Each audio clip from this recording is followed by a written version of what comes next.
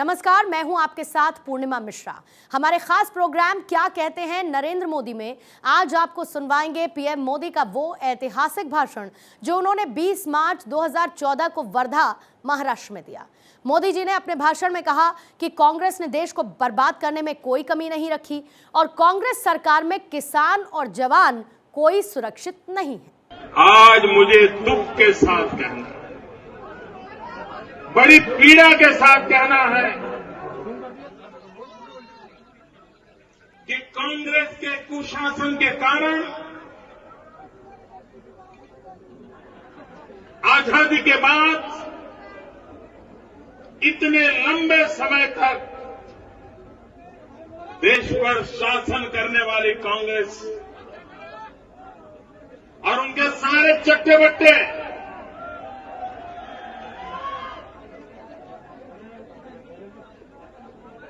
इन्होंने देश को बर्बाद करने में कोई कमी नहीं रखी। देश जवान पर गर्व करता है, देश किसान पर गर्व करता है। देश का जवान राष्ट्र की रक्षा करता है, देश का किसान अन्न सुरक्षा की गारंटी देता है। लेकिन भाइयों बहनों, ये जवान और किसान ये कांग्रेस के शासन में सुरक्षित है क्या? सुरक्षित है क्या भाइयों? कोई कह सकता है इतना बड़ा देश, इतनी बड़ी दिल्ली की सरकार, इतना छोटा पाकिस्तान,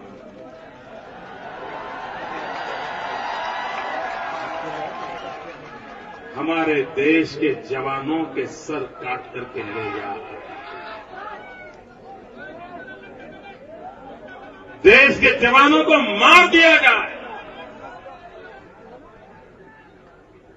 सेना का जवान अगर सुरक्षित नहीं है तो हम किस मुंह से जय जवान के नारे लगा रहे हैं?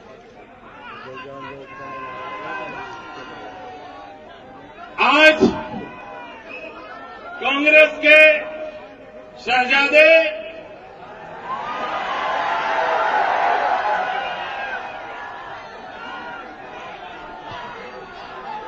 वोट बटोरने के लिए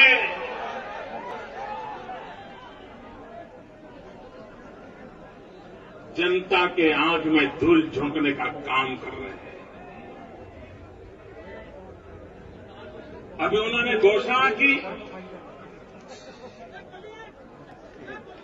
कि बोले मैं कुछ दिन पहले पूर्व सैनिकों को मिला था और 1 रैंक 1 पेंशन की सैनिकों ने मांग की, तो मैंने कहा था मैं पूरी ताकत लगा दूंगा, और आपने देखा 3 दिन में काम हो गया। ऐसा उन्होंने कहा। 60 साल से जो पार्टी राज कर रही है, देश की सेना के सभी जवान चाहे निवृत्त हो या आज प्रवृत्त हो, सालों से मांग कर रहे हैं। अनेक बार राष्ट्रपति को, प्रधानमंत्री को, रक्षा मंत्री को मिल चुके हैं। कोई ऐसी सरकार नहीं जिसको नहीं मिले हो। और आपने उस काम को नहीं किया। और आज भी मैं कहता हूं ये कांग्रेस के वादे चुनावी नारे हैं, खोखले हैं, जनता की आंख में धूल झोंकने वाला एक और प्रयास है। लेकिन आज भी हिमाचल में जाकर के झूठे पाठ पढ़ा रहे हो। अच्छा होता अगर आप जवाब देते कि देश के जवानों का सर काट के ले गए हैं, उस सर को वापस कैसे लाओगे, ये तो बता देते। भाइयों बहनों, युद्ध में दुश्मनों के साथ लड़ाई लड़ते लड़ते जितने जवान मरे हैं, उससे ज्यादा हमारे देश के जवान आतंकवादियों के हाथों से मरे हैं। कौन जिम्मेवार है इसलिए? कौन जिम्मेवार है? कौन जिम्मेवार है? देश की रक्षा करने वाले जवानों को भी बेमौत मरने के लिए आपने छोड़ रखा है। और दूसरे किसान, भाइयों बहनों, आप मुझे बताइए, कोई किसान सुरक्षित है? कोई किसान इस सरकार पे भरोसा कर सकता है? केंद्र के कृषि मंत्री पे भरोसा कर सकता है? केंद्र सरकार पे भरोसा कर सकता है? कितने झूठे वादे किए, कितनी बार किसानों के आंसू पोंछने के नाटक किए, और हर संकट के समय एक पैकेज घोषित करने की फैशन हो गई है। भाई आपको कुछ मिला है क्या? इतने पैकेज आते हैं, मिला है कुछ? आपको मिला है कुछ? ये जो पैकेज घोषित करते हैं ना, और जो कुछ देते नहीं ना, अब उनको पैक कर करके भेजने का समय आ गया। इनका बिस्तरा बोरिया गोल कर दीजिए और रवाना कर दीजिए।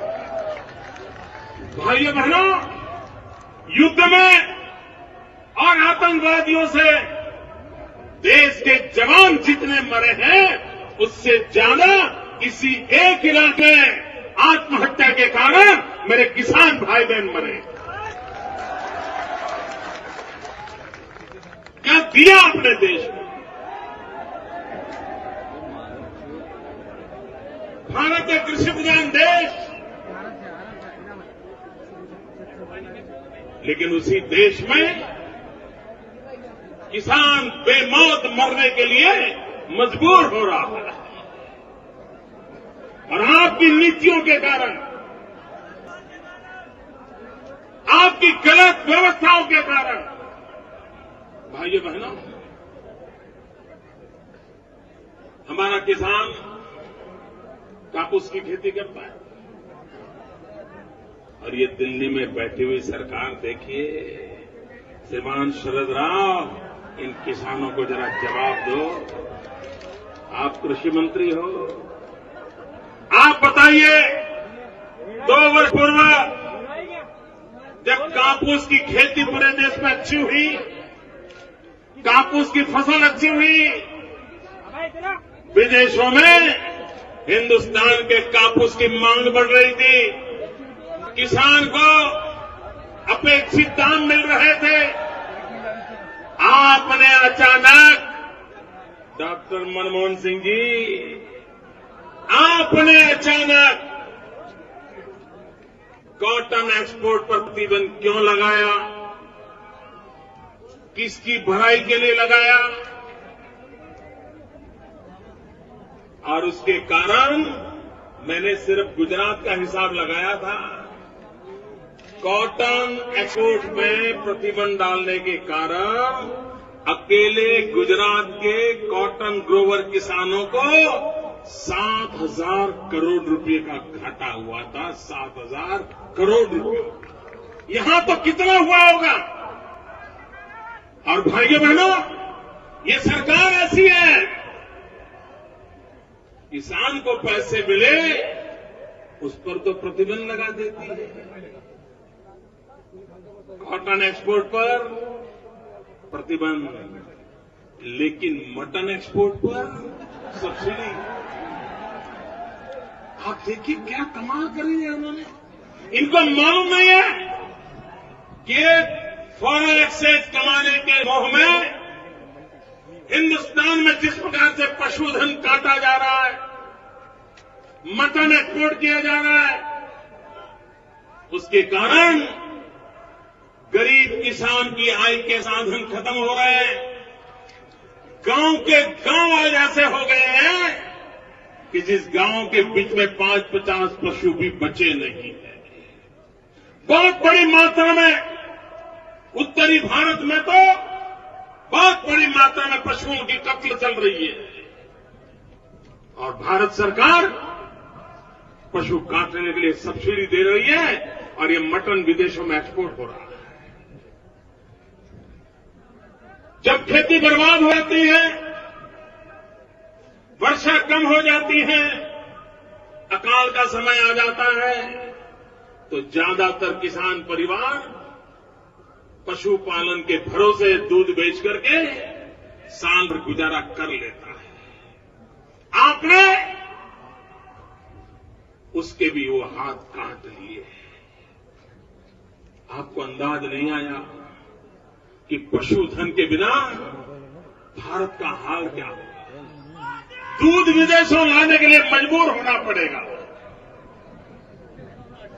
लेकिन भाइयों बहनों, न इनको देश की समझ है, न देश लंबे अरसे तक किस प्रकार से प्रगति कर सके, इसके रास्ते क्या होने चाहिए। इनको तो सिर्फ चुनाव जीतने के तौर तरीकों में रस होता है। देश कैसे आगे बढ़े, ये इनकी प्राथमिकता नहीं होती और उसी का परिणाम है कि आज हमारे देश का किसान तबाह हो रहा है। भाइयों बहनों, हम इतना कापूस पैदा कर रहे हैं, लेकिन आपको जानकर के दुख होगा, इतना छोटा सा बांग्लादेश नक्शे में महाराष्ट्र से भी छोटा दिखता है ना। लेकिन वो बांग्लादेश आज रेडीमेड गारमेंट एक्सपोर्ट करने में दुनिया में अपना दबदबा जमा रहा है। वहां जो कपास पैदा होता है, वहां से जो कपड़ा बनता है, वहां से जो रेडीमेड कपड़े तैयार होते हैं, दुनिया के बाजार में बिक रहे हैं और किसान को पैसे मिल रहे हैं। हमारे यहां इनको समझ नहीं है भाइयों बहनों, और इसलिए मैं तो हमेशा कहता हूं, जो कापूस की खेती करने वाले किसान हैं, उनके लिए 5F फॉर्मूला चाहिए। 5F formula, farm to fiber, fiber to fabric, fabric to fashion, fashion to foreign. जहां कापूस है वहीं धागा बने, जहां धागा है वहीं कपड़ा बने, जहां कपड़ा है वहीं से रेडीमेड कपड़े तैयार हो और वहीं से विदेश के बाजार में बेच दिया जाए। मेरा किसान कितना आत्मनिर्भर हो जाएगा। इन भाइयों बहनों, इनके पास तो दृष्टि है, नहीं इनको किसान की भलाई की कोई चिंता है। आज नई पीढ़ी खेती क्षेत्र में जाने से डर रही है। वो शेतकरी का काम करना नहीं चाहता है। मां बाप की हालत देख करके उसको लगता है कि अच्छा होगा शहर में जाकर के मजदूरी कर लूंगा, लेकिन नहीं, 20 बीघा 50 बीघा जमीन हो, लेकिन मैं खेती में नहीं जाऊंगा, ये भय पैदा हुआ है।